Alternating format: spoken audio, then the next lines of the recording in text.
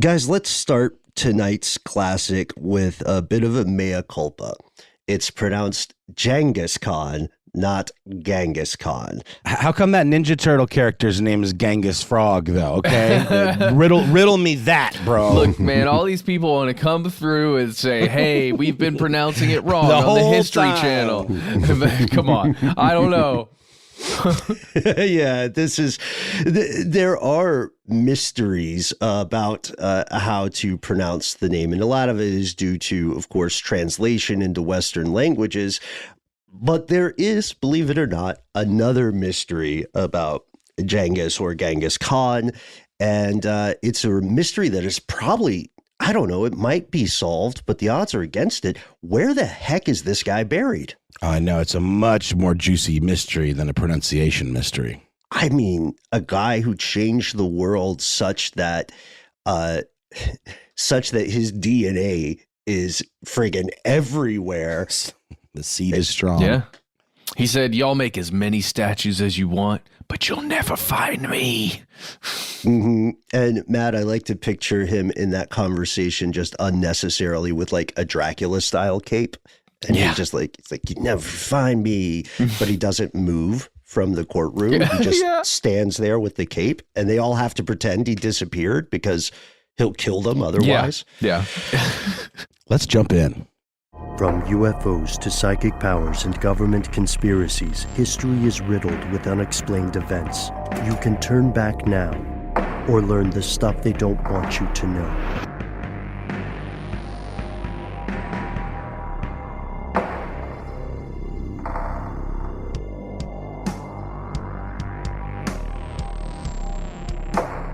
Hello, welcome back to the show. My name is Matt. My name is Noel. They call me Ben. We are joined with our super producer, Paul the Con Decant. But most importantly, you are here, and that makes this stuff they don't want you to know. Let's start off on a high note today. Like up here? Sure, let's do, re, mi, fa, sol, la, ti, do, our way to... Solati death. To death. Yeah, let's do that. So death, as it's often said, is one of the main uniting experiences of humanity, right? No matter how different you are, how wealthy, poor, respected or ignored you are, one day you will die. Are you a carbon-based life form? Death awaits. Mm-hmm. Indeed. And one of the biggest differences between us human beings listening to this and almost all other living things, including machine consciousnesses that may be listening to this in the future, is that we remember and venerate our dead, our loved ones, or even our hated ones who have passed. Civilizations of old channeled this tremendous amount of energy in preparing for their respective versions of the afterlife, and they created practices that often continue in one form or another in the modern day. Like, for instance, I don't want to put anybody on the spot, but it's safe to assume we have all at one point thought about how we want our death to be handled by the people who survive after us. Yeah, generally in this country, it's, do you want to be put into the ground, your entire body in its form as it exists? Perhaps it's modified. Maybe most of the insides have been taken out. Maybe you get burned, which is an ancient practice of burning a body. The ancient ritual of the sick burn. Yep. Goes back farther than you'd think. It does.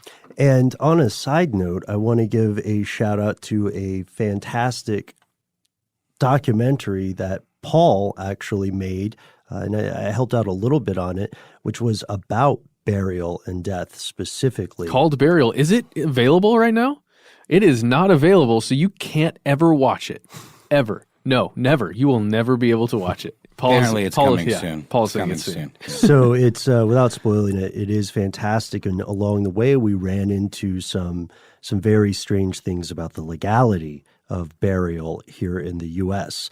But while the specific funeral rites and rituals of some civilizations may be lost to time, we do have something equally amazing. Some people would say even more amazing, and that is physical historical evidence of ancient people and their heroes, many of whom are called villains today. We are talking about tombs. Big tombs. Not just a little grave plot or a place where you put ashes, a tomb. Yeah. Ben, I think we figured out that the practice of tombs goes back to mausolus. Was the idea of an ornate, giant tomb that's decorative like a mausoleum? That's where that name came from. That's the etymology. Yeah, pretty interesting. Yeah, and it sounds morbid, sure, for us to open a show with this. Oh, by the way, conspiracy@howstuffworks.com. We'd love to hear your opinions of the best way to handle a dead body. Yeah. Are you undead or a spirit? How were you buried? How did that go? Let us know. And on some level, it is morbid, but we have to think about it. Some of the most meaningful buildings in human history are actually tombs. The pyramids of Egypt, the Taj Mahal in India, even Westminster Abbey in the UK. And today we're not just talking about the tombs you can visit, and we're not just talking about tourist tips for visiting a famous gravesite. No, we are exploring a genuine and successful cover-up, a mystery spanning almost 1,000 years that remains officially unsolved today. Today we are searching for the lost tomb of Genghis Khan. The very opposite of the tomb that I was talking about, the mausoleum, which is an above-ground tomb. That was a later development. We're talking about tombs that they don't want you to find, not big old decorative suckers. Yeah, yes. And specifically, this fellow named Genghis Khan, who I hate to admit did call Genghis Khan for quite a bit of my life. Yeah, I think it's very common for us here in the West because, these are two very different languages, and we're talking about a vast span of time. So even if you spoke an adjacent language of the time, the mispronunciation would be very easy to run into. And that's what Bill and Ted called him. Mm-hmm. So Yeah. And And you see that GE, just that, E after G. Yeah. Give me a G. And also, English is such a pirate language. It just grabs things arbitrarily and steals from other dictionaries. So let's look at Genghis Khan from a biographical perspective. Let's start at level 1 and learn some more about him. His real name was not Genghis Khan. He was born Temujin in Mongolia around 1162 CE, right? Correct. Yeah. And he was named, oddly enough, after a Tatar chieftain that his father had captured. So it was a point of pride to name him after that. He was a member of a tribe called the Borjigin. And by the way, we are going to most likely mispronounce everything but Genghis Khan here. And he, Temujin, was a descendant of Kabul Khan, who briefly united the Mongols against the Qin dynasty of northern China in the early 1100s. And Ben, Khan isn't in a last name, right? It's a title or refers to being like a king or a powerful, like a conqueror of some sort? Yep. According to the secret history of the Mongols, this fellow, Temujin, was born holding a blood clot in his hand. And that might sound weird today, but back then it was an auspicious sign in Mongol folklore indicating that he was destined to become not just a leader, but a great leader. And he did not have an easy life. He was 9 years old when his father passed away. His father was poisoned. After his father had taken him to live with the family of his future wife, who was named Borte. This marriage was super arranged, as you can tell, right? And marrying for romantic notions is also a relatively recent thing in the span of human history. He comes back. His dad dies when he's 9. He comes back to his clan and he says, "Look, my father is dead. I am the leader." And they laugh at him and say, "What? Yeah. You're 9. So he and his half-brothers and survivors of that line of the family are relegated to essentially a refugee status until they go on a hunt and he gets in a fight with his half-brother over how to split the spoils of the hunt. And he kills his half-brother, a guy named Bekter. This makes him the head of the family. Officially, there's no one to say, ha ha ha, nuh-uh.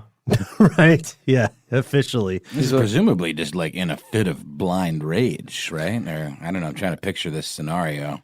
Well, I mean, it was after, right? So after a hunt, you've just exerted yourself a whole bunch, a whole group of them. You get back, and now you're disputing like who gets what, how much, and then I can imagine it was. Well, I guess that's sort of a microcosmic version of what war is and conquering is. So he just sort of took that notion and spread it out, blew it up.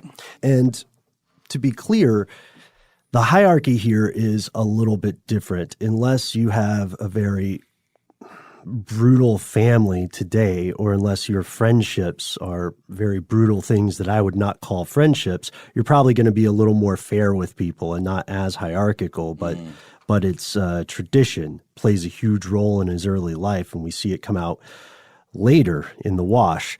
So let's fast forward. He's about 20 years old, and the next terrible thing happens. There is a raid by a group called the Taichuts, or Taichi-Uts, and they used to be allies of his family and tribe, but they betrayed them, and when they captured him, they made him a slave. He eventually escapes, and he starts to form a fighting unit with his surviving brothers and some other aligned clanspeople, and this is when he begins to form his first army. He's 20 years old. We're glossing over some of his biographical details and focusing kind of on his military rise to power, but there's a huge spiritual aspect to this as well. Search Genghis Khan biography on your favorite search thing.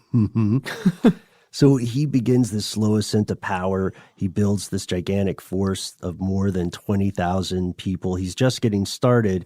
So he says, tradition has never been kind to me. It made my life very terrible up to this point. So I'm going to destroy some of these traditional divisions amongst various tribes. And I want all the people identifying as Mongols to be under my rule. So he starts out with these absolutely monstrous techniques and tactics. To revenge his father's death, first thing, he orders the killing of every male of the Tatar tribe who is more than 3 feet tall, more than about 3 feet. Wow. So people with growth problems would be the only male adults to survive, and children, right? Do you think the 3 foot rule was a hard and fast thing, or do you think this is just like what the record shows? It's I think it translates to the spoke or the axis of a two-wheeled cart. Interesting. He also found his former slavers, the Tachi-Uts, and had all of their chiefs boiled alive. By 1206, he had defeated another tribe called the Naimans, and he effectively gained control of central and eastern Mongolia. And this is when the rest of the Mongols started saying, this guy's kind of wild, because he was fighting wars differently than anybody else had done before. We don't have to spend too much time on this except for the really cool stuff. He had a ton of spies. He stole every technology or tactic that his enemies used that he thought was good. His army grew to over 80,000 soldiers. And one of the questions you would ask is, how the heck do you communicate to 80,000 people? There's no radio. And that's what set him apart, right? I mean, he was not only brutal, but crafty. Mm-hmm. Just my type. Yeah, they would use drums, like other musical instruments, smoke signals as ways to communicate. Pretty good stuff. Flags, even, I think, and fire was a big deal. So the smoke signals, but then also a torch itself, where you're like waving a torch in certain ways or lighting certain number of torches. And I think the terrain helped them too, because there was so much flat land and the steppes you could see pretty easily. Clearly, what the Dothraki in Game of Thrones are based on. Yeah, this horde, the riders, and all that stuff. And George R.R. Martin has been, I think, pretty forthcoming about that. I mean, you just can't deny it. If he tried to act like, no, this is my thing. The Dothraki Sea. No, he's like, I think really you guys are now looking at the Khanates through the lens of Game of Thrones and Song of Ice and Fire. So, yeah, the soldiers were on horseback, and the depiction in fiction got that right. Depiction in fiction. Love it. Drop a beat, right? But they were also uniformed much more so than the Dothraki of fiction. Each soldier would be riding a horse often, but they all had a bow, a shield, a dagger, a lasso, and this was cool. They had saddlebags that were waterproof, so they could carry supplies, but if they were trying to ford a very deep or dangerous or rough river, they could empty the supplies, leave it with their support system, and make airbags to float. You're kidding me. No. Like what? Like they had a little nipple they'd blow into, and because they're waterproof and they can hold air. Yeah. It's like that old trick we learned in Boy Scouts about how to survive by turning your jeans into a flotation device. Oh, sure. Like the way when you go in the water with your jeans, they fill up and puff up in the front. Mm-hmm. This, I mean, obviously incredibly innovative stuff here. The idea of a lasso, everything they had a very specific purpose, right? Mm-hmm. And that's pretty interesting. And Ben, you mentioned off mic that they had support staff, I guess, bringing up the rear and making sure they had the supply chain that was opened up. I mean, very smart maneuvering. Yeah, the shamans who served as spiritual and medical aids, food supplies. This was in, by the way, this is the more peaceful time. And after watching Temujin ruin these first three tribes, the rest started to fall in line. They sued for peace, and that's when he got the title, which is not his name, the title we know him by today, Genghis Khan, which means universal ruler, the Khan of Khans, the king of kings. Like the Khal of Khals? Like the Khal of Khals, like Khal Drogo. So it goes beyond what we think of as a general or an admiral or something, because the leading shaman additionally declared that Genghis Khan was the representative of the supreme god of the Mongols on earth, Monke Koko Tengri, the eternal blue sky. And this meant that as far as any practicing Mongol was concerned, it was this guy's destiny to rule the world.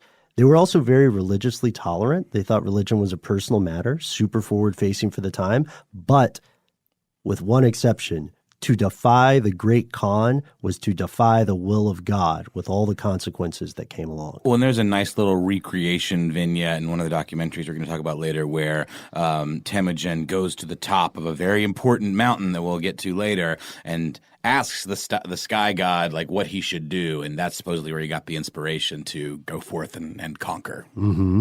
Mm-hmm. And that mountain plays a huge role too, right? Yeah. So 1207, he attacks a kingdom called Xixia, and in 1211, he takes the Xin dynasty in northern China, or he tries to. He launches a bloody campaign that lasts 20 years. In the West, he initially resorts to honest diplomacy. Just give it a try. Yeah, let's give it a shot. He sends a diplomatic mission to an outfit called the Khwarezm dynasty. And think of this as like modern Persia, Afghanistan, and Turkestan. And this is where we see trade becoming one of the most significant historical results of the empire, because they're uniting the East and the West, which normally did not have regular trade. Which requires a little more diplomacy rather than brute force. We need to cooperate to make things better for each other rather than kill each other. Right. We have to be able to know that if we send silk somewhere leagues and leagues away, they'll return with our emissaries alive and with the money we wanted to trade. But this diplomatic mission did not turn out so great. Yeah. Because as it turns out, establishing yourself through very well-known public acts of bloody revenge makes people hesitant to trust you. So on the way, his diplomatic caravan was attacked by forces under the control of the governor of Otrar. The Khan was pissed.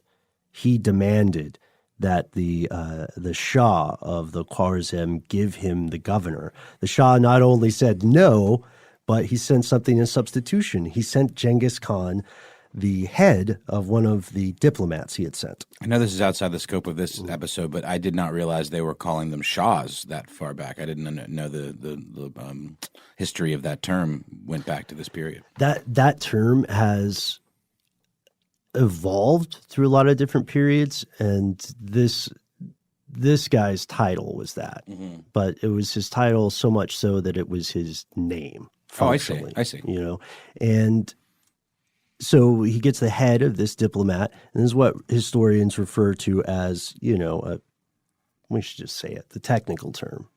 It's when shit hits the fan. Mm-hmm. So the Khan, who's never the biggest fan of playing nice, launches an overwhelming attack that sweeps through Central Asia all the way into Europe, changing the course of history. In 1219, he sends 200,000 soldiers against this dynasty, the Khwarezm dynasty. And the people in the way, The people who were not immediately slaughtered or sexually assaulted to the point of death were driven in front of the enemy to serve as human shields until they starved. And you might be thinking to yourself, I haven't heard of this Khwarazm dynasty. Yeah. Well, there's a reason. I mean, they were wiped from the record from history, you know?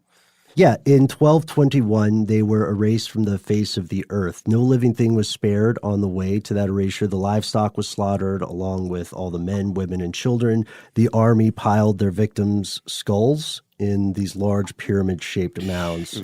And then in 1221, yes, the Khan erased the dynasty from the face of the planet. And after that, the empire entered into what passed for peace at the time. There were a lot of progressive laws about crime, religion, trade. There were even environmental considerations. That's pretty amazing. Yeah, but it doesn't change the fact that everything that all of the citizens of that, let's call it, I don't know, civilization, it was all built on blood. Like blood, bones, rape. It's like blood money. It's conquest. I mean, you can't, the people that were taken, I don't know, the people that weren't killed, that were assimilated into this culture and then had their families taken from them couldn't have been super stoked on the rulers here. Right. And this governing structure is set up so that the conquered people are required to offer tribute. And a lot of times that's going to be in terms of agricultural resources, because this empire is hungry, right? And the empire will also expect that vassal states or communities supply tribute in terms of troops. When the Tangut dynasty of Shishya refuses to send troops for the Khan's big war against that other dynasty, he rides out, sacks their capital, puts down the rebellion, and just to make sure people get the message, he executes the entire extended ruling family, and he ends their bloodline as well. So that's 2 dynasties wiped from the face of the earth. And soon after that, the Khan himself dies. Well, damn, that's anticlimactic. He accomplished so much, and then it's just like, I'm out. Alexander the Great died at 32. I know, it's true. Thinking he was a failure. Think about all those 27-year-old rock gods. Oh, okay. When you put it like that, I guess it makes sense. But yeah, he's done. So how does he die, Matt? Well, experts disagree on exactly how the Khan expired, and that's one of the reasons we're making this whole episode. The details surrounding his death, where he's laid. There are a lot of questions here. There's a whole idea that perhaps he fell off a horse because he was an aging man. He was getting older, and he died because of maybe a wound he had received in battle that wasn't fully healed or something. There's an idea that perhaps he couldn't breathe very well as he's getting a little bit older. How old was he supposedly when he died? Well, he died in 1227, and since he was born way back in the day in 1162, that makes him that would be about 65. No. Yeah, not too shabby for those days. 65 years old. That's a great age. One after the Beatles song, which is nice, and he didn't get to hear that song, sadly. Well, assuming that he died. But because you'll hear some people say, "Hey, what if he just never died?" But he's just on that island with Tupac and Elvis. Yeah, maybe. There's a whole other thing. The idea I don't know if it's not a joke. It's kind of a joke, but it's not. The whole shot in the knee thing. He took an arrow to the knee, and he no longer is used to be an adventurer, but he can't anymore. I thought you would like that one. I had to put that in there. Wait, what is this? That comes from Marco Polo. Marco Polo had written about the rise and fall of the Khan, and he heard that just like the city guard in Skyrim, the Khan was shot in the knee, and the knee got infected. Oh, I do remember that. He says it it's like every character says that same sob I used to be an adventurer. I took an arrow to the knee. Yeah, and we don't know if the folks who made that game meant for that to be such a reference, but we're going to pretend it is, and please join along with us. Well, it's certainly better than just falling off your horse when you're meant to be this badass leader rider guy. That would be pretty embarrassing, especially with the cultural importance based on horsemanship. Yeah. So following his tribal customs, the parts of the tradition that he did adhere to. He was buried without markers somewhere, allegedly, near the place of his birth. According to legends, the funeral escort that carried him to this burial site killed anyone they saw along the way and anything they encountered. The slaves who built the site were killed. The soldiers who killed them were killed by a different troop. Without, I don't think that first wave of soldiers knew, effectively creating this century's version of an air gap security system. It's like that scene in the Batman movie with the Joker, the Heath Ledger Joker, that heist they pull off, where everybody kills everybody else until there's nobody left. Oh, wow. Yeah. But Is that a spoiler? Have you not seen this movie? I've seen it. I cannot remember that part. It's like the opening scene. I think it's in the trailer. I think so. So the empire goes on. Khan has bestowed supreme leadership to his son Ogedai, who controls most of Eastern Asia, including China. He's divided the rest of the empire amongst his other children. One gets control over Central Asia and northern Iran. The youngest gets a small piece of land near Mongolia. His other son, who had died before him, had already taken control of modern-day Russia with a son named Batu. They created the legendary thing called the Golden Horde. And that is more of, I think that's probably the closest thing George R.R. Martin's going for, because those forces meet European forces and tactics. Yeah, and even in Game of Thrones, there's the Golden Company, which is another kind of horde that's more for hire, I believe. Yeah, they're a mercenary crew. Yeah. And this empire eventually reaches all the way to the gates of Vienna in Austria until, this is how fragile history is, until the word of the Khan's death reaches Batu. He's summoned back to Mongolia. He turns east, and we can only imagine that most of the people in all points west of Vienna went. So that seems doesn't it like a dumb move? Like if you're already like ready to go, you've made it this far. That really shows the ancestor, the respect for ancestors in this culture. Like they're just stopping what we're doing. We're done. We've got to go back and take care of Dad. Mm-hmm. That's crazy. And the empire soldiered on for a while, but fame and power messes with people, and the Khan's descendants eventually broke off into smaller regions called khanates that did cooperate but later became competitive. The trade system, most importantly, began to break down, and the rulers began to be seen by the common folk as increasingly assimilated with the people they were supposed to be ruling. So like they would say the Mongolians who were ruling part of China are no longer really Mongolian. They're soft. So they kind of died with a whimper and not a bang. No big final blood war, just a little bit, just kind of faded into the background. Kind of. There was one factor that was bloody, and it was not human. Humans just helped it along. At the same time, these empires begin to fall and assimilate, the Black Plague strikes.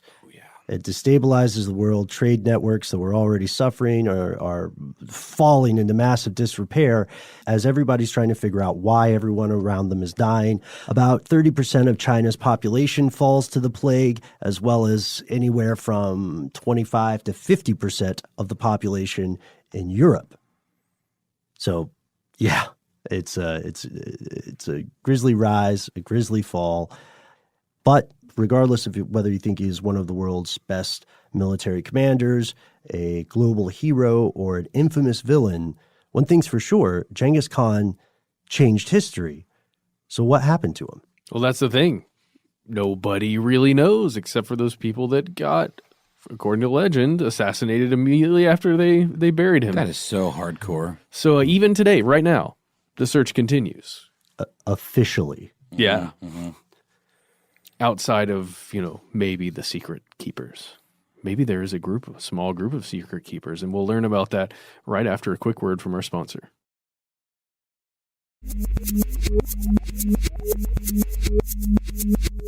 Here's where it gets crazy. According to oral folklore and legend, the empire went to great lengths to erase the location of the Khan's tomb from the world. As we mentioned, The funeral escort killed people they encountered on the way to and from the site, which is a little complicated because the people who knew the way there got killed when they were there. And then the other people who killed the slaves and the soldiers who killed the slaves, they probably never saw the tomb, at least according to the story. So again, well before this, in 353 BC, we had Greek cultures that were venerating their dead with these ostentatious monuments that were there for everyone to worship and see.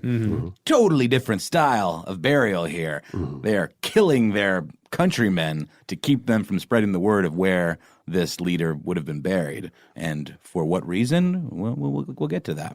Yeah. And for another cultural reference, killing people who construct a tomb of a leader is unfortunately not uncommon. There have been other cases in ancient cultures where slaves were killed not to keep a secret, but as a sacrifice to serve the leader in the afterlife. I was going to ask, do you think they were like surprised or were they going into this knowing they probably weren't going to come back? That part is lost to history. Yeah. And stuff that it's easy for us to say, well, I wouldn't do that if I knew what was going to happen, with the benefit of looking back from 2018. But the fact of the matter is we don't have documentation that tells us anything about the understanding or the motivation of the slaves or the soldiers. Because there's very little documentation about Khan at all. Right. There's the secret history of the Mongols, which is often considered not 100% accurate, and it leaves a lot of things out. But it's,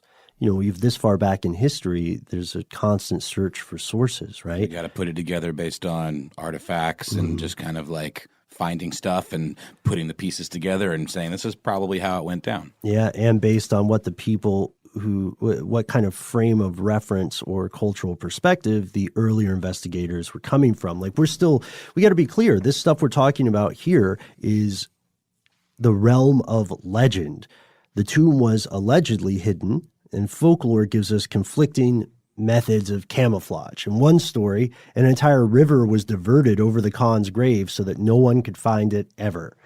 In another version, they had horses trample across the ground, and then they planted trees on the site so that you couldn't find any clear traces of somebody digging. And then another story says that permafrost itself erased all traces of the site. There's another guy in 1662, a work called the Erdeni Topçi that argues Genghis Khan's coffin was empty when it arrived in Mongolia. It's a conspiracy theory that has echoes in the modern day. And then there's another Atlan Topçi that from 1604 that says only Genghis Khan's shirt, tent, and his boots were buried. Shirt, shoes, tent, no service. You know what I'm saying? In the afterlife, yeah. But essentially after he died, people began searching for this tomb. One legend said that it was found as soon as 30 years later. This is the weirdest one I found. It was found 30 years later because a camel was buried with the Khan, a young camel, and that the camel's mother found the grave and started weeping over the death of its child. It sounds like a fairy tale. Sounds very Pixar, Bambi, Disney movie-esque. Probably not true, but it is possible that the burial site was somewhere around wild camel routes. And then the tears seeped into the soil and the camel was resurrected by the power of love. As long as the children watching nearby clapped their hands. That's probably not true, but we do have some Prove that it's not true. Prove that it's I'm not saying true? the camel thing is so real. Yeah? I hope it is, Matt. I hope you're right. I hope it is. I want that to be true. I would love to hang out with I'm a camel. so deep in Disney movies now. That's got to be real. What are the good Disney movies? Coco. Coco's pretty good. Which one is my son Coco? calls it the boy with the bones. Yeah. The Bone Oh, Boy. I remember Yeah. that. Yeah. That's Yeah. a solid Did one. you see Incredibles 2 yet? No. There's a short before it that will gut you, my friend. It's called Bow. It's about a dumpling. Oh, yeah. Beautiful. It's beautiful. So the thing about Disney films and Pixar films as well is that, I just realized, God, pretty soon every film's going to be a Disney film. Yep. Oh, They're buying man. it all. They're buying it all. They might buy us. They already did. Please buy us Disney. Please buy us Disney. I will not say no to tickets or a mascot costume. That's for sure. But the thing about these films, these Disney films, is that they are proven historical resources. We can look at them. We can see what happened in them. It's not just oral folklore. And we have some documentation from this time, oddly enough, via Marco Polo. He wrote about his travels, and he wrote about what he saw as the attitudes of Mongolian people themselves and the speculation over the site of the grave. According to him, people in Mongolia did not know where the tomb was as early as the late 13th century. So even just a few decades after the death, they were saying, we don't know where he is. He's gone. And he was like, Marco. Oh, snap. I think you mean Polo.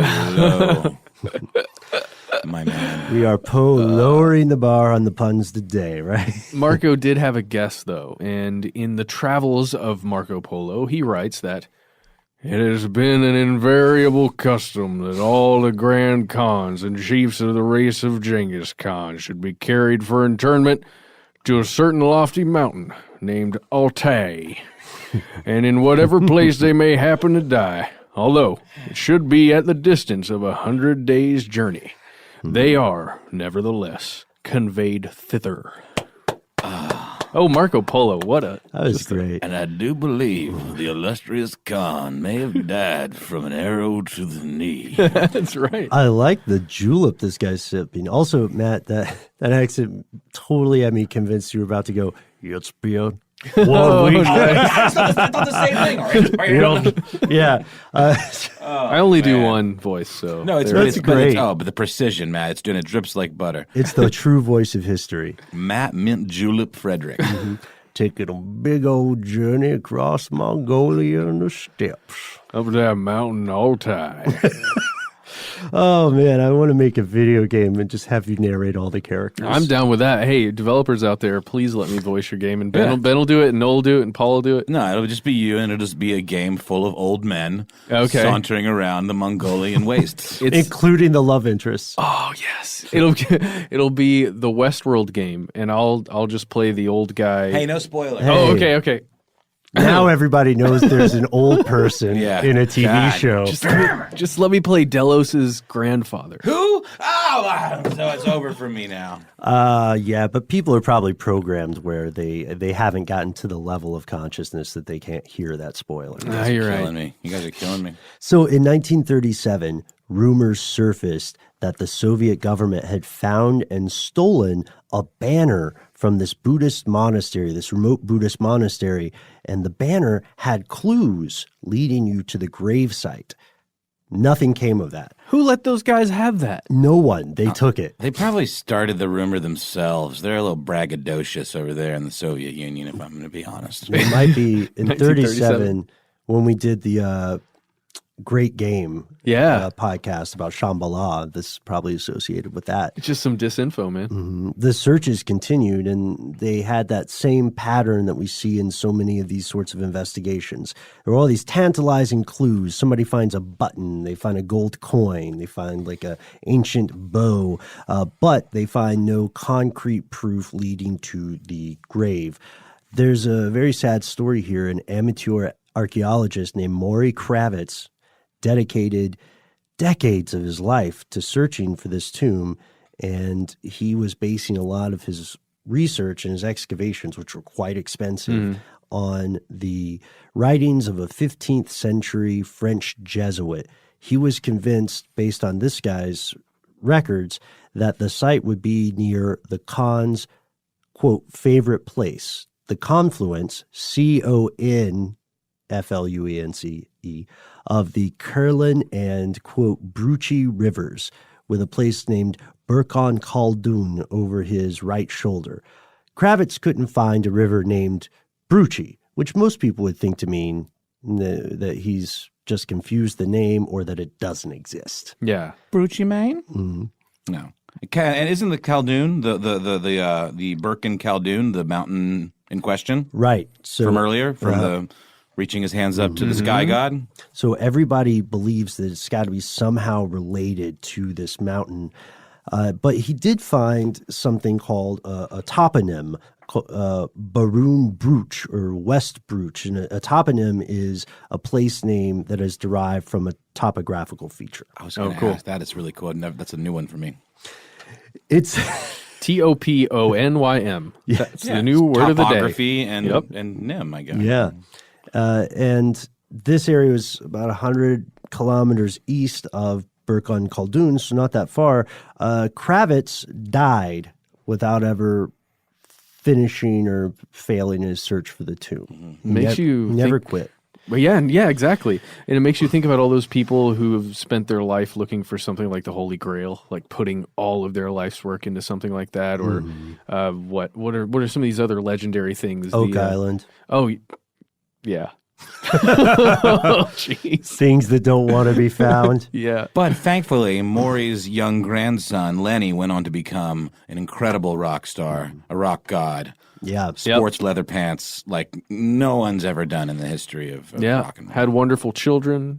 And if you listen to most of his albums, you'll see that the lyrics are actually about the search for the tomb of Genghis Khan. The whole thing. Are you going to go my way? That's about Genghis Khan. The way of the Khan, my Yeah. man. None of this is true. Well, All of this is true. Okay. The one fault. I was going to say the one fault is he wrote it about Genghis Khan rather than Genghis Khan, and that's what kind of tripped him up all the time. Fail. Pronunciation fail. It's better when we catch ourselves, though, isn't it? Yeah, Yeah. agreed. Let's just lean into it. So there are other possible locations.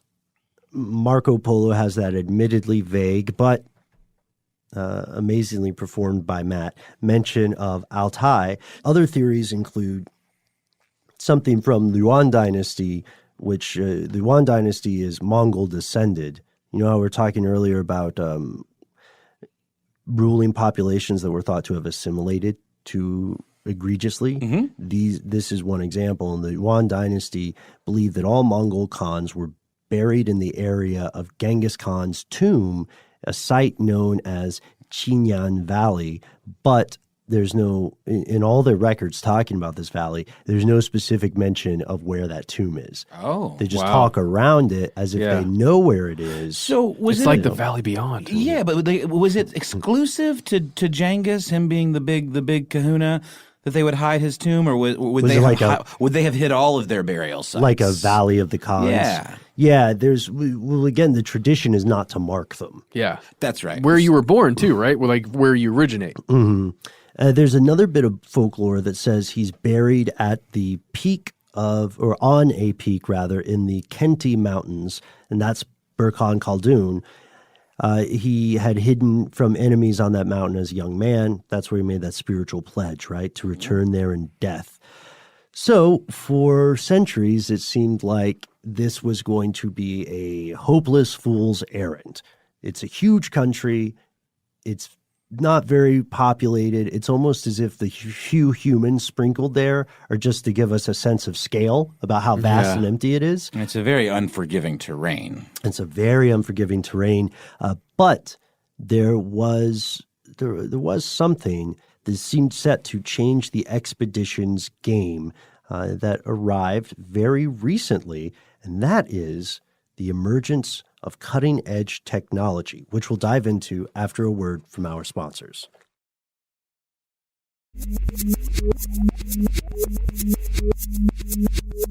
And we're back. And enter Dr. Albert Lin.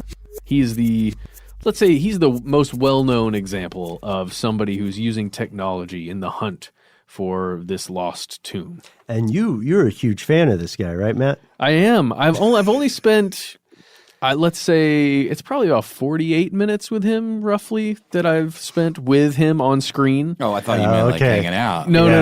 Okay, wow. No. I love the work that he's doing, Yeah. and it seems very admirable, and going back to his roots. He's got a cool backstory about what led him to this ultimate journey. Yeah. He was in grad school, and he went back to Mongolia. Yes. And like bought a horse, and ended up like staying with these nomadic people, and kind of hearing about this potential for a hidden site that we're talking about, and it intrigued him. Oh, Quite yeah. a lot, obviously. Yeah. Well, it's really awesome. It's something we've discussed on this show a lot before, using LiDAR and other new technologies to be able to find hidden tombs, hidden archaeology that exists out there in the world. And he's actually doing it. And he convinced, in this case, National Geographic to go out and, fund his research and fund his journeys. Pretty awesome. Yeah, LiDAR stands for light detection and ranging. It's a remote sensing method. You've probably heard when we talked about lost civilizations how this technology has been used. And luckily for Lin and co., this has progressed by leaps and bounds. Noel, weren't you mentioning that drone that used LiDAR? Yeah, he's got a really early. When I say early, I think this was in what? 2011. 11 is when the doc came out. Yeah, so it so has probably been 9 and 10. 9 or 10, right? Yeah, his search, I think, started in 2008. Yeah. So, at that time, drone technology was. It's like the military thing we always talk about, where it's they hold back stuff or they only have like the good stuff for the big boys in the military, and then it eventually trickles down to what I like to call prosumer technology, where it's going to be quite expensive to get a good one. And they had one. They had I'm not sure exactly, Matt, you may have mentioned what the model might have been of this drone. Oh, no, I don't know the actual But it was model. definitely a really tight drone equipped with some kind of LiDAR technology that they could use to do topographical, like aerial maps. Pretty sure our own Jonathan Strickland went to CES that year, or a version of CES at the time, and talked about those first prosumer drones. Yeah, I think you were correct. They also used satellite imagery. They had some assistance from some satellite companies. And with this and the LiDAR, which they describe as non-invasive ground-based imaging, they were able to identify and study dozens and dozens of archaeological sites, including some ancient burial mounds, none of which so far have turned out to be the cons. We should point out, too, that it's a big deal, big important part of this is that the Mongolian government, they won't let anybody dig. There's a no-dig policy. So this was his solution to, let's do a virtual dig. Yeah, and they also, so very quickly, they run into this problem. Let's talk a little in depth about this, because this is the most well-known recent search and the one that has the highest probability of success, honestly. He did it very smartly. Yeah. So he also crowdsourced. Their team said, look, we're getting way too many images. We're getting way too much stuff to go through. If you are interested in this, you do not have to be a PhD level archaeologist. We want to use you as what Dr. Lin called a human computation network. So they got thousands of, quote, citizen archaeologists, that's what they called them, to review more than 85,000 images from this that they had gotten through this company called Digital Globe. That's their satellite partner. And these were images of that forbidden zone. That's the name of it. Yeah. That's where you cannot dig. And parts of that area used to be entirely restricted to royal families of Mongolia. So it's a big deal for people to even be able to go out there. And he published a paper about this called Combining GOI-1 Satellite Remote Sensing, UAV Aerial Imaging, and Geophysical Surveys in Anomaly Detection Applied to Archaeology. Sexy. I know. It's really cool. The kicker, right, is these anomalies. Because when you look at the aerial footage, there's stuff down there that's clearly man-made. He says if it's like squared off looking, or it's these little nipple-looking things, these little bounds kind of, that's quote-unquote like odd. But he said the sheer amount of data was just too much for a team of however many he had access to mess with, just to mine through it all, hence the crowdsourcing. So he basically got a bunch of people to do a bunch of grunt work for him for free. Well, the images were roughly 1 pixel to 1 meter. That's amazing. So, you're literally looking at all of the land space. That's a lot. That's a lot of computer enhance. Yeah. But Ben, what did the aggregate look like when all the results were in, all these clicks, all these people taking on these deals? What did they get back that made it interesting? They had a distinct lack of a tomb, of Genghis Khan's tomb. But they saw clusters of things that they could kind of pinpoint. Areas so they were able interest. to map out civilizations, places where it may be more likely for the tomb to be located, especially if the folks from the Yuan dynasty were correct and that there was some sort of knowledge of the tomb's location and that the Khans were secretly buried There there. was a thing about it being betwixt two rivers or something. Right, and which go back to, and the proximity to the mountain, of course. That's right. I think they found what he described as an Iron Age tomb, but it had just been picked clean by grave robbers. He said looking for arrowheads or something. Yeah. So, yeah, but you're right, Ben. They, all this cool tech didn't amount to a whole Hillicon. Hillicon, that's good. One other, Hillicon. What's it? Thanks. One of the other really cool things they had were the LiDAR actually in backpack style or something. So they're walking around across these areas that have been, clustered together with a bunch of different people seeing them. And they're walking just with a LiDAR on their back. I want to do that, Ben. I want that for you. I feel like you've earned that. They had some kind of rolling cart version of it, too, that I saw in the video that I was a little confused about what it was. But they definitely had a lot of tech, and that was a big part of the show was how much gear they had, And we can't downplay what they found because they found a lot of amazing, astonishing things. They just found those as a result of searching for the thing that they have yet to find. And that's because there are, and this is maybe the strangest part of today's story, there are some massive problems with the search. Noel, you and I, like we briefly mentioned, the terrain. Because first off, spoiler alert, Mongolia is the definition of remote. Most of the country outside of the capital, Ulaanbaatar, does not have roads or rooted cities.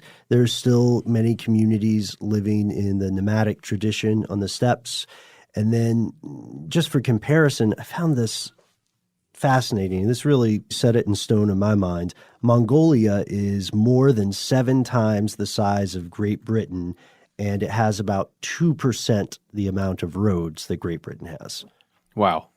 It's so funny. I recently took a flight over the Great Salt Flats in Salt Lake City. Yeah. And that was the closest kind of terrain that I could kind of compare to this. It's not desert, but it's very like you look down and it's like, there's nobody down there. Yeah. And there are no roads. And it's like I felt like I was flying over the moon. And it's beautiful, but it's also like very alien. I have a feeling there's a similar quality over there in Mongolia. There was one, when I drove through the Salt Flats on a completely non-sketchy thing, and it was one of the few times in my life I thought, man, if the car breaks down, that's it. It's over for me.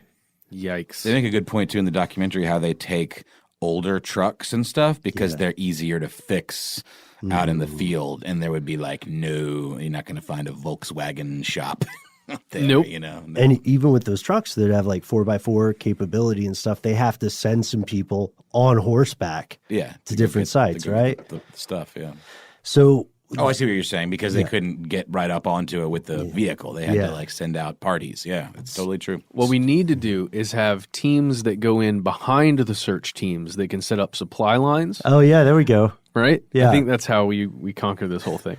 So That was the smartest little detail of Khan's brigade. That just, I'm like, wow, they really had it figured out. there's also some speculation that climate change played a role in the expansion of the empire because they were running out of resources agriculturally to feed people. Sure.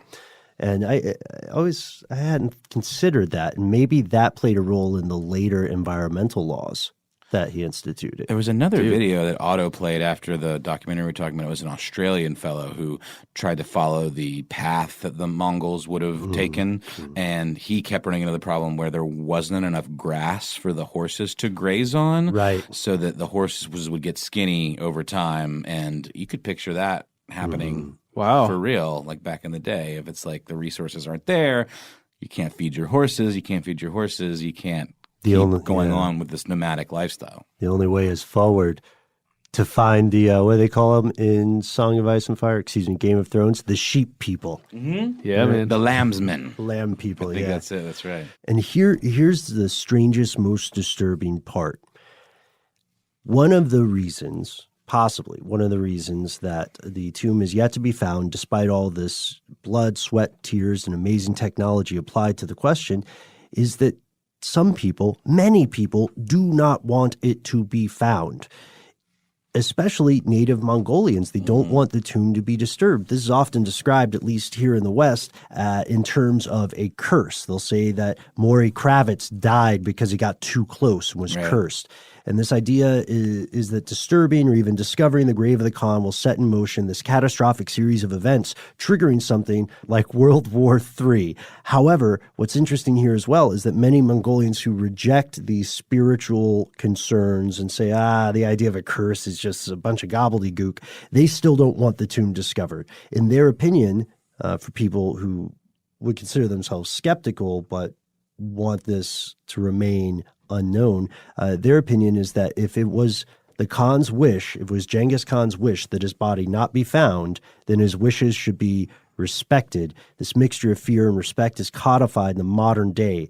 The mountains that often come up as candidates in the search for the tomb are still considered sacred. There were recent reports of a Mongolian researcher and a journalist who I believe was British, who were still not allowed in the modern day to climb Burkhan Khaldun because they were women.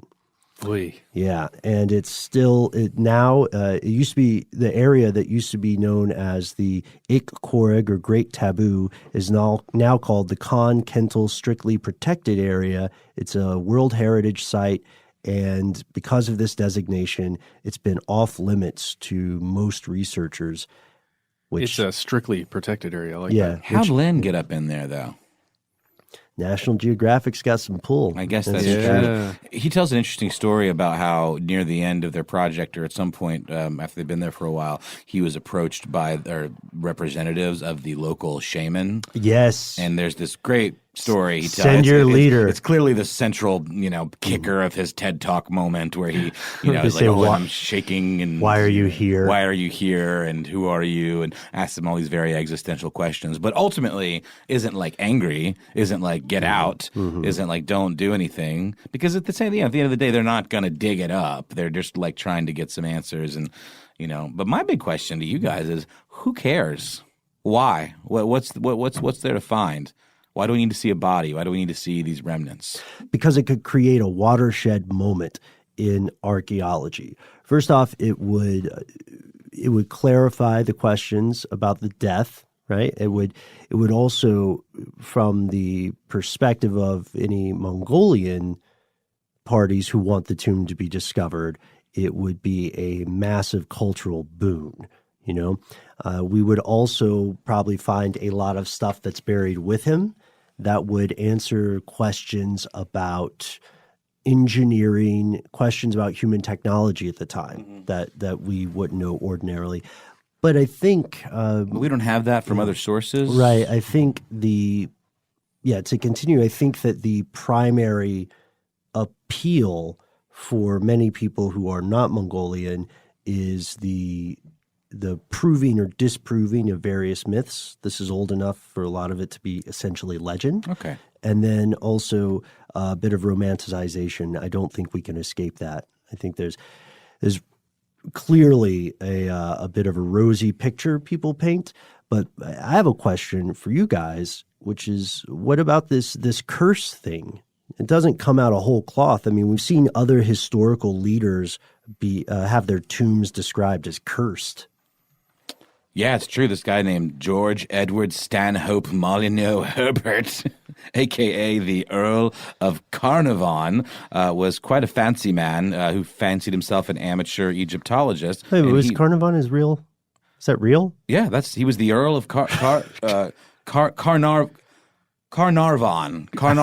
Let's call it. I don't know. I like it. Come at me, Brits.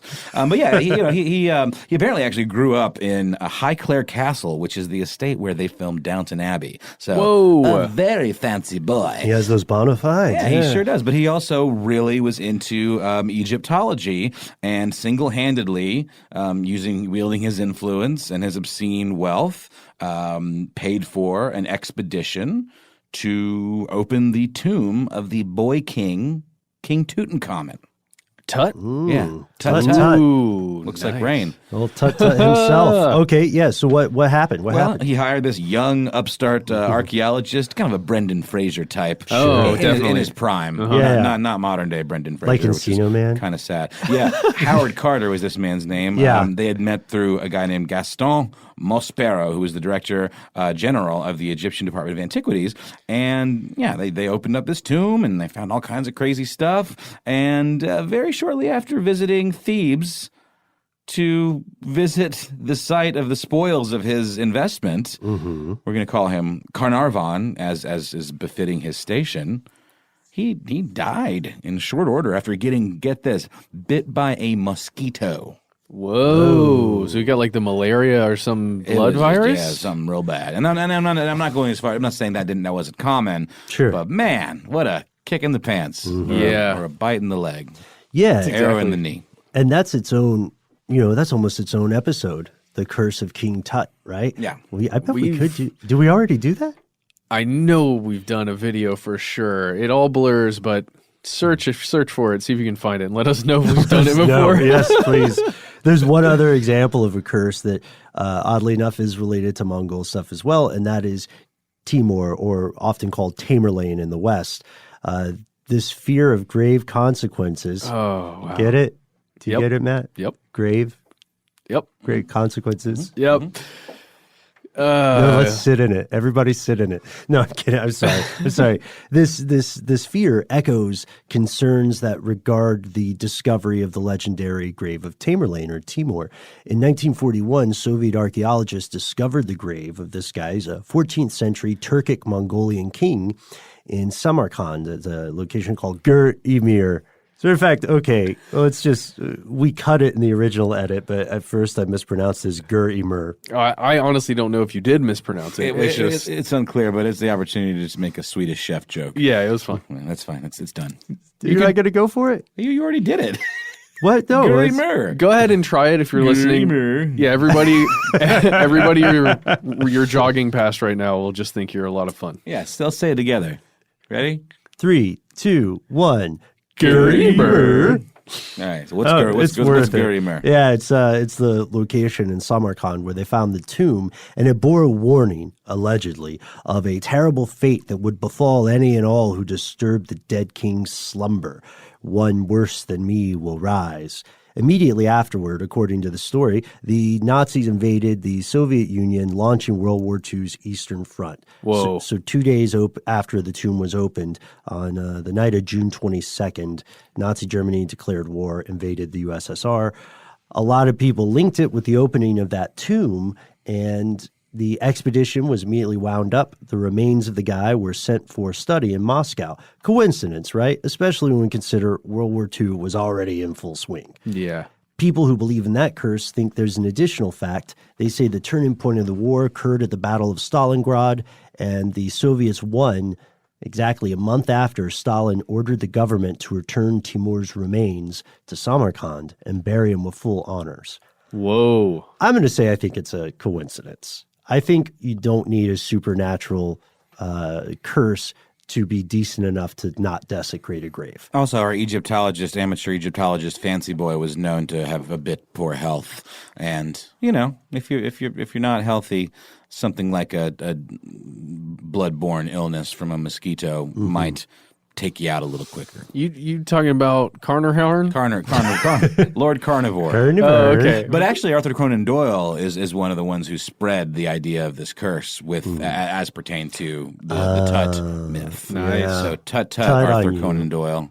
Trying to fool those people. But he was a bit of a fabulist, right? Yeah. So, Right, a fictionist. Yeah. It is a great tale, though, right? It is. I mean, look, if I ever am fortunate enough to die, then I am obviously going to have some sort of curse inscribed. Yeah, you Like, have that's to. what you want, right? Like Shakespeare.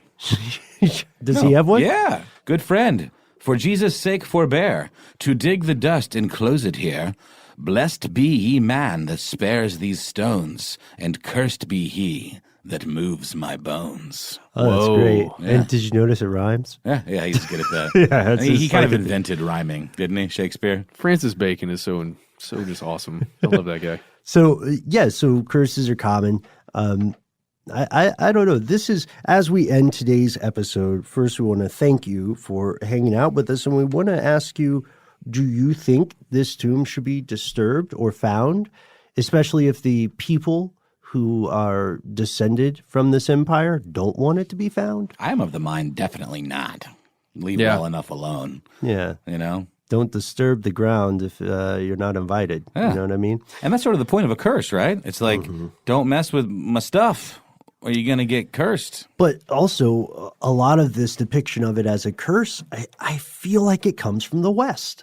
Like, I couldn't find anything in Mongolian culture that said this tomb is specifically cursed. I just found it being the wishes of the man interred there. Sort of like the old Kennedy curse. We sort of imposed this notion of a curse on a series of unfortunate events. Ooh, that right? sounds like a Netflix show. Yeah, or a children's popular book series of children's books. Oh, I don't know about that. By Lemony Snicket. We're so prescient. This episode, by the way, let's just say we recorded that. It's brought to you by before it Casper Mattresses. Okay, all right. And Netflix.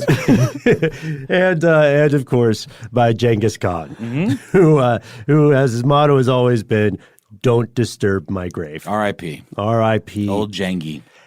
And like the legacy of Genghis Khan, we didn't even talk about the weird genetic stuff, right? Which Stuff You Should Know has a great episode on. Like his legacy, this show will continue at a later date. In the meantime, you can find us on Instagram, Facebook, and Twitter, where we are Conspiracy Stuff or Conspiracy Stuff Show, some variation thereof. You can find us on Here's Where It Gets Crazy, our fantastic community page. Fantastic. Yeah. Yeah. Yeah, and it's great conversations there. Hella good memes, lots of fun stuff. I bet you we'll end up doing another Here's Where It Gets Crazy episode before long, because that went really well. Yes, and it was just certainly. a great, fun grab bag way, and the people on there are super smart and interesting, and no trolls need apply. And please also, this is a personal favor, write to our super producer, Paul Decken, and thank him for letting us go so long with this episode. Oh, yeah. But we had a great time. It's a great episode. Thank you guys. And that's the end of this classic episode. If you have any thoughts or questions about this episode, you can get into contact with us in a number of different ways. One of the best is to give us a call. Our number is 1-833-STDWYTK. If you don't want to do that, you can send us a good old-fashioned email. We are conspiracy@iHeartRadio.com. Stuff They Don't Want You to Know is a production of iHeartRadio. For more podcasts from iHeartRadio, visit the iHeartRadio app, Apple Podcasts, or wherever you listen to your favorite shows.